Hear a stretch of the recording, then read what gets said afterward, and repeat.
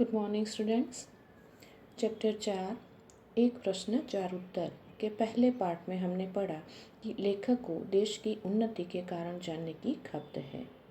वे अपने विदेशी मित्रों जो देश में लंबे अरसे से रह रहे हैं, इसलिए उन्हें देश के बारे में अच्छी जानकारी है। ऐसे मित्रों से देश की अवनति के बारे में प्रश्न पूछते हैं कि हमारा देश क्यों उन्नति नहीं कर रहा है। तो उन्होंने अपने पहले मित्र वृद्ध ईसाई पादरी से यह प्रश्न पूछा, तो उन्होंने उत्तर दिया कि तुम लोग अपने काम में गर्व नहीं लेते। और दूसरे मित्र सरकारी कर्मचारी ने उनको भी ये प्रश्न पूछा, तो उन्होंने बताया कि तुम लोग जिम्मेदारी नहीं समझते। अब लेखक तीसरे मित्र जो एक स्त्री है, उन्हें भी यह प्रश्न पूछते हैं। यह स्त्री 7-8 वर्षों से अपने को भारतीय बनाकर बड़े प्रेम और श्रद्धा से, बड़ी तत्परता से भारत की सेवा कर रही है। असहयोग आंदोलन में वे जेल भी जा चुकी है। कई कारणों से भारतीयों का निकटतम अनुभव उन्हें कई कार्य क्षेत्रों में हुआ है। भारतीय न होने के बावजूद बड़ी श्रद्धा से वे भारत की सेवा कर रही है, भारतीयों के साथ निकटता से रह रही है। उनका उत्तर था, तुम लोग बड़े आलसी हो। यानी हम लोगों ने श्रम का महत्व नहीं पहचाना है। मेहनत करना तो हमने मर भूखों का काम समझ रखा है। मर भूखों यानी कि भूख से जो मर रहे हैं, मजदूर जैसे लोग होते, उनके लिए शब्द है। भूख से मरने वाले ही मेहनत करते हैं। बड़े लोगों का काम तो बैठे रहना है। हम भूल गए हैं कि संसार में जो बड़े हुए हैं वे सब अथक परिश्रमी रहे हैं। अथक का मतलब बिना थके जो काम करता है, पूरी निष्ठा से काम करता है, लगन से काम करता है, वे लोग बड़े हुए हैं, सही अर्थ में बड़े हुए हैं, प्रसिद्ध हुए हैं। सफलता बैठे बैठे कभी नहीं मिलती। मन लगा कर लगन से अथक परिश्रम करने वाले ही सफलता की सीढ़ी चढ़ सकते हैं। जब हम परिश्रम ही न करेंगे तो सफलता कैसे प्राप्त करेंगे? आरंभ शुरू तो हम हैं, पर हम में लगन नहीं है। यानी कि काम की शुरुआत तो हम जोर शोर से करते हैं, इसके बारे में बड़ी बड़ी बातें करते हैं, लेकिन बाद में उत्साह ठंडा पड़ जाता है। लगन से मेहनत नहीं करते और नतीजा काम बीच में ही अधूरा छूट जाता है। हम फिजूल समय व्यतीत करते हैं, समय का सदुपयोग नहीं करते।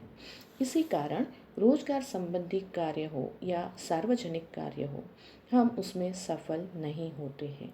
हमारा आलस्य देश की प्रगति में बाधा रूप बन रहे हैं। यानी कि तीसरे मित्र ने कहा कि हम कैसे हैं, बड़े आलसी हैं। आगे चौथे व्यक्ति जो एक बड़ी वृद्धा स्त्री है और वे संसार में बहुत प्रसिद्ध भी थी। ऐसे मित्र से लेखक प्रश्न करते हैं, और ये पितामही शब्द यहाँ दिया है। लेखक के लिए पितामही यानी कि दादी के समान ये वृद्धा स्त्री थी। लेखक के कुल से उनका बड़ा प्रेम था। लेखक ने उन्हें कहा कि आपने तो 40 वर्ष हमारे देश की विविध सेवाओं में लगा दिए हैं, तो आप बताओ कि हमारा दोष क्या है जिससे हमारी उन्नति नहीं होती। उन्होंने थोड़े शब्दों में उत्तर दिया कि तुम लोगों में उदारता नहीं है। फिर विस्तार से उदाहरण दे देकर उन्होंने बताया कि भारत में लोग दूसरों को आगे नहीं बढ़ाते, स्वयं को ही आगे रखना चाहते हैं। यानी कि खुद को आगे रखना है, दूसरों को नहीं काम सिखाते। अपनी विद्या होती है, ज्ञान होता है, जो कला होती है, तो गुण होते हैं, वो दूसरों में वे बांटते नहीं हैं, दूसरों को सिखाते नहीं हैं। और गुणी नवयुवकों को अपनी योग्यता दिखलाने का मौका ही नहीं देते। उनके मरने के बाद उनका काम ही खराब हो जाता है, क्योंकि उनके पास जो ज्ञान होता है, विद्या होती है, कला होती है, गुण होते हैं, वो दूसरों को सिखाते ही नहीं है। शायद ये सोचते होंगे कि अगर दूसरों को दे दिया तो मेरा महत्व, दूसरों में ये बांट दिया तो मेरा महत्व कुछ कम हो जाएगा, या फिर कोई ईर्ष्या का भाव हो, जो भी हो। लेकिन क्या होता था कि मरने के बाद वो सब खत्म हो जाता था। वास्तव में वृद्धा की बातें ठीक थी। अंत तक पिता पुत्र को घर का काम नहीं बतलाता। कितने ही कुटुंब इसके कारण नष्ट हो गए। बड़े बड़े गुणी अपनी विद्या साथ लेकर मर गए। अगर उन्होंने सिखाया होता तो दूसरों जो सीखते उसमें अपना कुछ नया डालकर आगे बढ़ाते, लेकिन ऐसा नहीं हुआ। इस कारण कितने ही वैज्ञानिक आविष्कार का मतलब है खोज, औषधियाँ आदि लुप्त हो गई।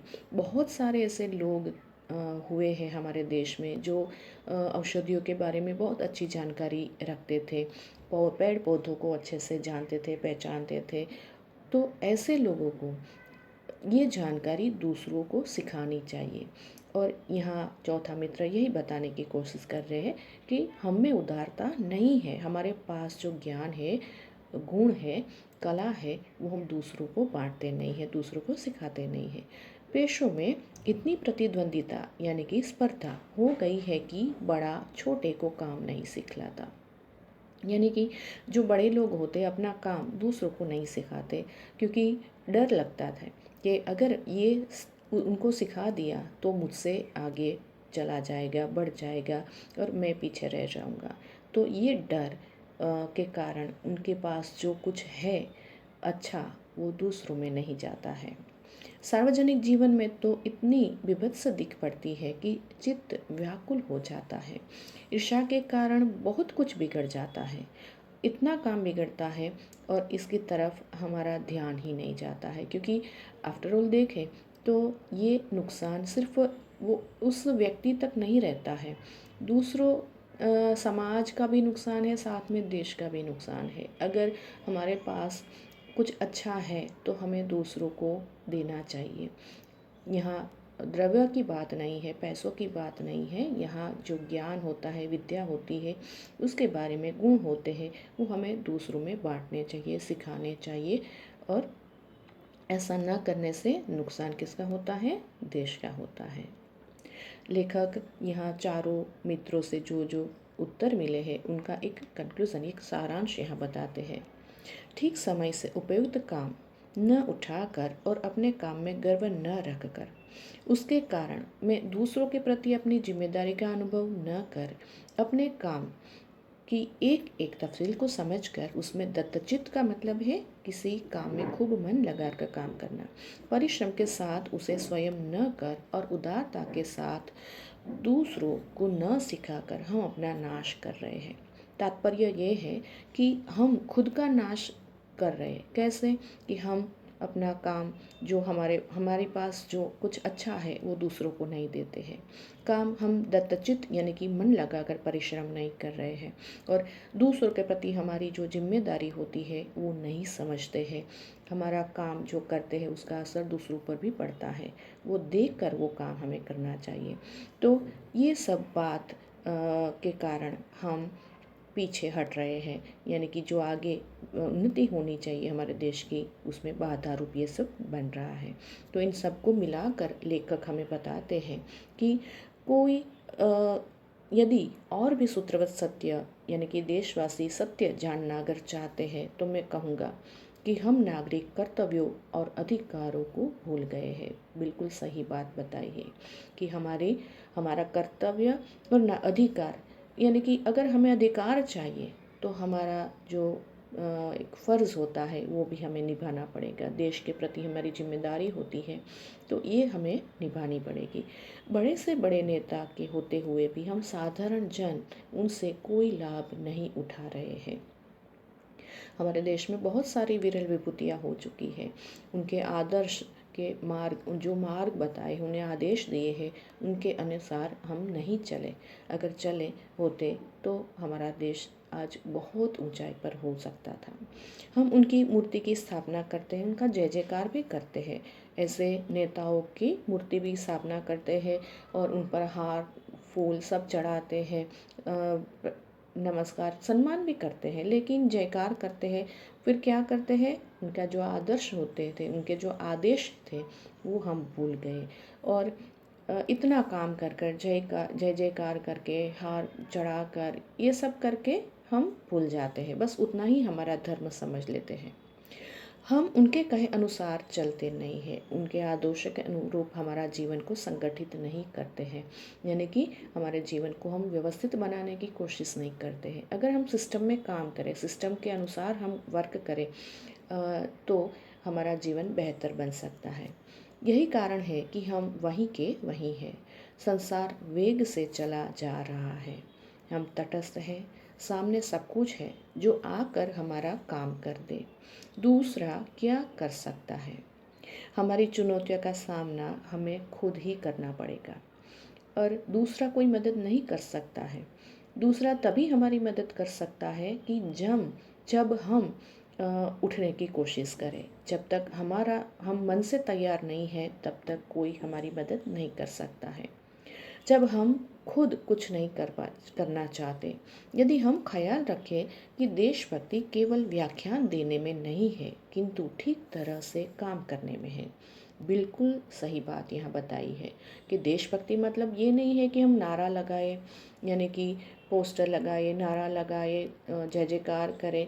सिर्फ सच्ची देशभक्ति क्या है? देश के प्रति हमारा जो कर्तव्य होता है, जो काम करे वो पूरी निष्ठा से करे, उसका जो योगदान देश को जाने वाला है, तो ये हम करें तो हमारा कर्तव्य हम ठीक प्रकार करते हैं माना जाएगा और हम किसी भी देशभक्त से कम नहीं होंगे। यानी कि सच्ची देशभक्ति इसमें ही रही है। बहुत बहुत से बड़े लोग हैं जो इस नाम से प्रसिद्ध किए गए हैं।